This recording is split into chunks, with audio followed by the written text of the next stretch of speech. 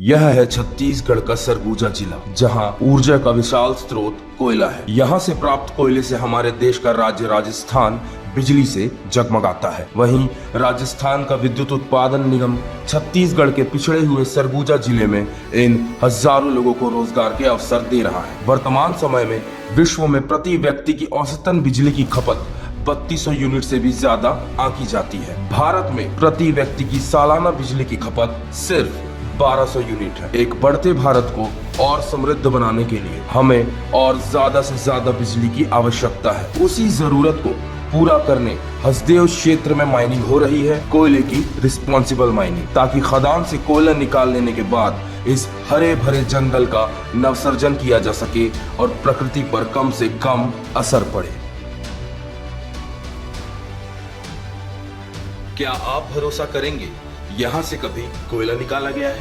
कोयला खदान के निर्माण में सबसे बड़ी चुनौती एवं जिम्मेदारी होती है खनन के साथ ही पर्यावरण का संतुलन बनाए रखना। इसी जिम्मेदारी को राजस्थान विद्युत निगम ने प्राथमिकता से निभाया तथा जहां कभी खदान हुआ करती थी, आज वहां लहलहाते पेड़ नजर आते हैं। आइए जानते हैं उद्यानिकी विभाग के प्रमुख R.K. पांडे से कि उन्होंने कैसे खनन क्षेत्र को बदला घने वृक्ष क्षेत्र में।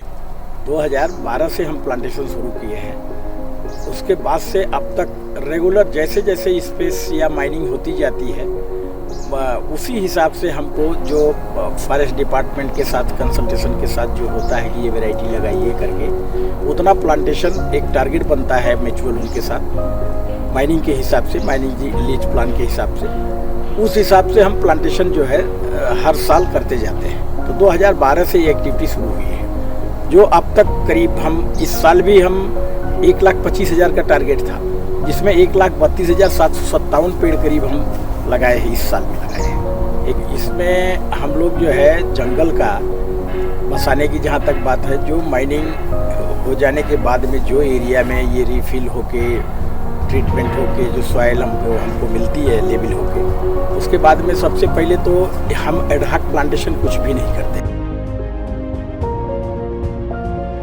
तो उस हिसाब से जो यहाँ की नेटिव स्पीसीज हैं वही वेराइटीज हम लोग कर रहे हैं, जैसे लाइक साल है, सीसू है, शीशम है, जामुन है और आपका हल्दू है, मुंडी है, जो भी यहाँ के बीजा है, साजा है, ये सारी वेराइटीज जो नेटिव है वही वेराइटीज हम प्लांटेशन में यूज कर रहे हैं। खनन के बाद जब उस क्षेत्र से कोयला निकाल लिया जाता है, फिर उसे पुनः पाट दिया जाता है तथा ऊपरी परत पर टॉप सॉइल बिछाकर वृक्षारोपण किया जाता है। टॉप सॉइल वही मिट्टी होती है जिस पर पहले वन वृक्ष हुआ करते थे। इस प्रकार से खनन एवं वृक्षारोपण साथ साथ चलते हैं।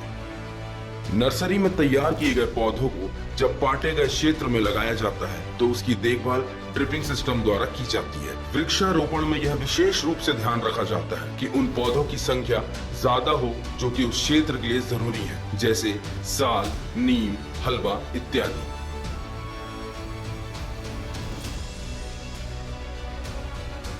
साल के वृक्षों को माना जाता है कि वह साल के वन में ही होते हैं, परंतु राजस्थान विद्युत निगम के उद्यानिकी विभाग ने साल के वन स्थापित कर दिखाए। आइए जानते हैं कैसे। इसके पीछे है एक नेक इरादा, प्रकृति से लेकर उसे उसकी हरियाली वापस करने का। उद्यानिकी विभाग में कार्यरत सभी युवा उसी क्षेत्र के हैं जिनकी जमीन इस खनन में आई है और यह युवा पूरी लगन से यहाँ वृक्षारोपण का कार्य करते हैं। सुनिए कृष्ण कुमार नेटी से वृक्षारोपण की कहानी, जो की है यहाँ के मूल निवासी। मैं 2012 से लेकर के अभी तक हॉर्टिकल्चर डिपार्टमेंट में काम कर रहा हूँ और अभी हम लोग का इस साल का बजट है, हम लोग 1 लाख से 1.5 लाख पौधा लगाएं। और जिस तरह से हम लोग यहाँ नर्सरी प्रोडक्शन कर रहे हैं, जैसे जंगल से हम फॉरेस्ट से पौधा ला करके नर्सरी में डेवलप कर रहे हैं और हम लोग सोचते हैं कि ऐसे ही नर्सरी में और डेवलप करते रहे। हसदेव से कोयला खनन कर राजस्थान की ऊर्जा जरूरतें पूरी हो रही है। राजस्थान विद्युत निगम ने खनन के साथ पर्यावरण संतुलन बनाए रखकर जिम्मेदार माइनिंग का फर्ज निभाया है और यह है हसदेव का सच।